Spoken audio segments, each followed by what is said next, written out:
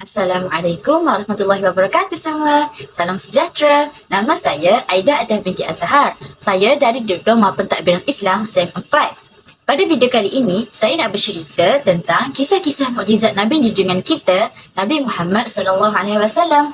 Mesti ramai tak tahu kan yang Nabi kita, Rasulullah sallallahu alaihi wasallam, dianugerahkan banyak mukjizat dari Allah. Setakat yang kita dengar hari ini, Al-Quran dan Isra Mi'raj je kan? Sebenarnya, banyak lagi mukjizat Nabi Muhammad yang kita tak tahu. Jadi, saya akan ceritakan beberapa kisah mukjizat Nabi Muhammad pada video kali ini. Jom sama-sama kita dengar. Kisah yang pertama ialah air susu yang melimpah. Mukjizat pertama sebelum Nabi Muhammad SAW diutuskan menjadi seorang rasul ialah air susu yang melimpah dari ibu susuannya iaitu Halimatus Sa'diyah. Pada awalnya, masyarakat Quraisy tidak mahu mengupah Halimatus Sa'diyah kerana dia memiliki tubuh yang kurus dan kering. Akan tetapi, ketika menyusui bayi Muhammad, susunya keluar dengan sangat laju. Tidak seperti dia menyusui anaknya. Suami Halimatus Sa'diyah juga terkejut kerana unta betina peliharaannya menghasilkan susu yang sangat banyak. Berkat mukjizat Nabi Muhammad, mereka dapat minum susu unta dengan puas dan menggunakannya untuk memenuhi keperluan harian mereka. Kisah yang kedua ialah air mengalir di celah-celah jari baginda. Di antara mukjizat Rasulullah SAW yang berkaitan dengan benda mati ialah air memancar dan mengalir dari celah-celah jari baginda. Anas bin Malik melihat Rasulullah pada saat solat asar tiba. Orang-orang mencari air wuduk tetapi mereka tidak menemukan air. Nabi Muhammad SAW pun meminta sebekas air, lalu didatangkan kepada baginda mangkuk yang cetek dan luas mulutnya dan terdapat sedikit air di dalamnya. Baginda pun meletakkan jari jemari baginda di dalam bekas itu. Anas berkata, "Aku melihat air keluar dari celah-celah jari baginda." Anas berkata lagi, "Aku menganggarkan sekitar 70 hingga 80 orang yang dapat berwuduk menggunakan air yang keluar daripada celahan jari Rasulullah." Begitulah hebatnya mukjizat yang dikurniakan oleh Allah kepada utusan terakhirnya iaitu Nabi Muhammad sallallahu alaihi wasallam.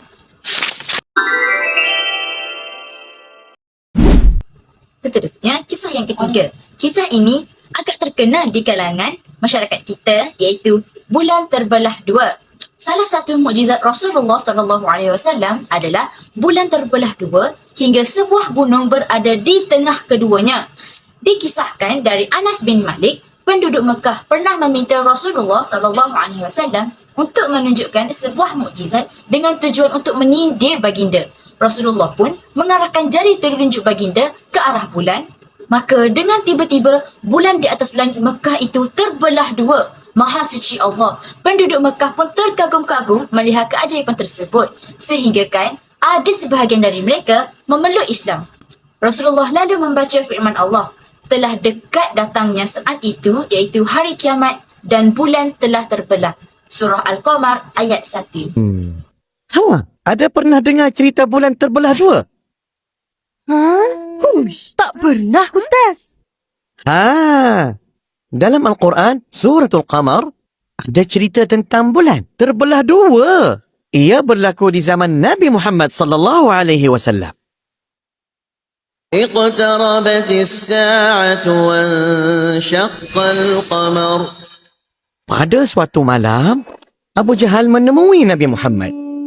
Dia menunjuk ke arah bulan yang sedang mengambang dan meminta Nabi belah bulan menjadi dua. Abu Jahal berjanji, andai bulan terbelah dua, dia dan orang Mekah akan mengiktiraf Nabi sebagai Rasul utusan Allah Subhanahu wa Ta'ala. Nabi pun bersetuju. Setibanya mereka di tanah lapang, malaikat menyuruh Nabi mengisyaratkan tangan baginda. Bila Nabi isyaratkan tangan, perlahan-lahan kelihatan bulan terbelah dua. Kemudian Nabi mengisyaratkan tangan lagi. Sebelah bulan pergi ke belakang gunung di kanan dan sebelah lagi ke belakang gunung di kiri. Sekali lagi Nabi mengisyaratkan tangan baginda, maka bercantumlah semula bulan.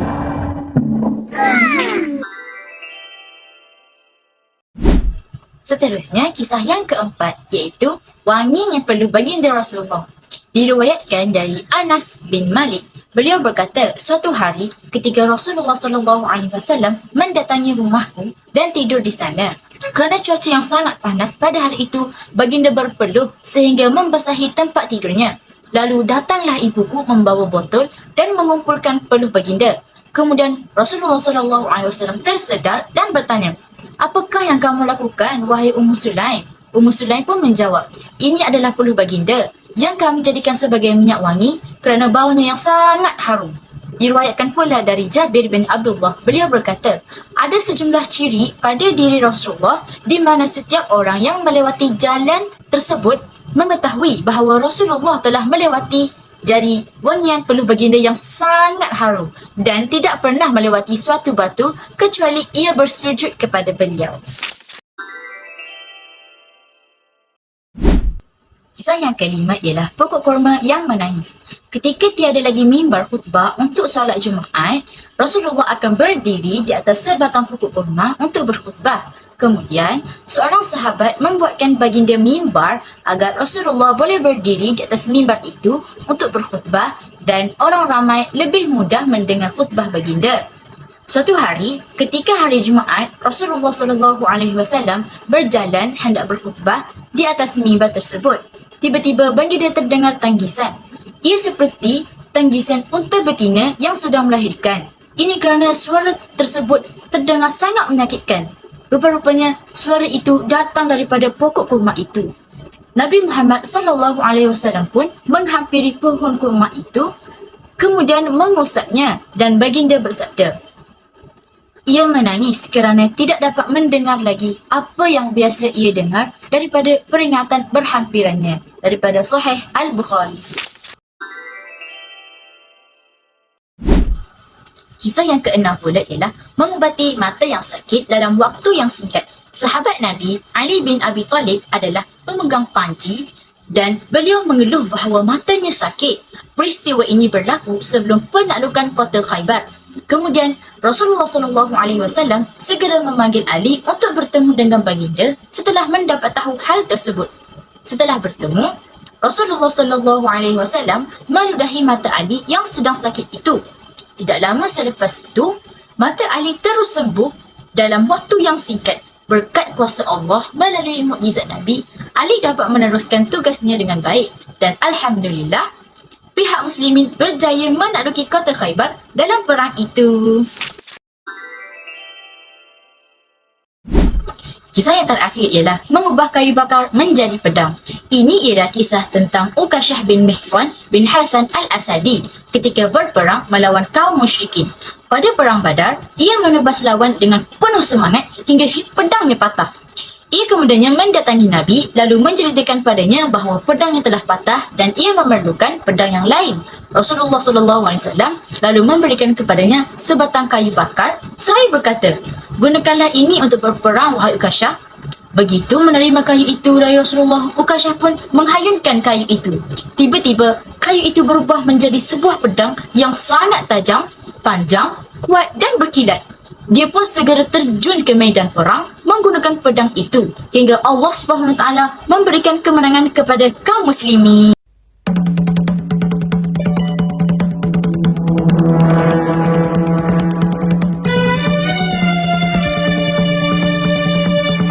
Keajaiban terjadi di perang Badar. Saat Uqashah bin Muhsin jihad di jalan Allah, tiba-tiba pedangnya patah. Rasulullah menghampirinya. Pedang yang patah diganti ranting kayu digerakkannya. Ranting kayu menjadi pedang. Pedang tajam yang sangat panjang putih berkilau.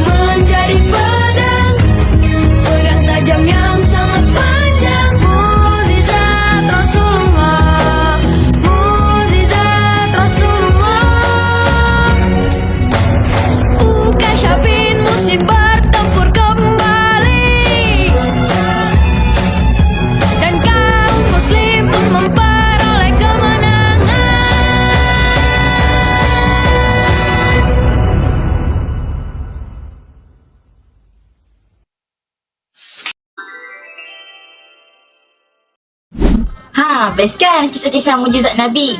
Okay, sebagai kesimpulannya, kita perlulah bersyukur kerana dilahirkan sebagai umat Nabi Muhammad sallallahu alaihi wasallam. Banyaknya mukjizat kepada Rasulullah ialah tanda betapa sayang dan cintanya Allah kepada Nabi kita. Jadi, kita sebagai umat baginda perlulah menyayangi dan mencintai baginda dengan cara apa? Dengan cara berselawat kepada baginda dan mengamalkan sunnahnya. Itu sahaja daripada saya. Semoga berjumpa lagi. Bye!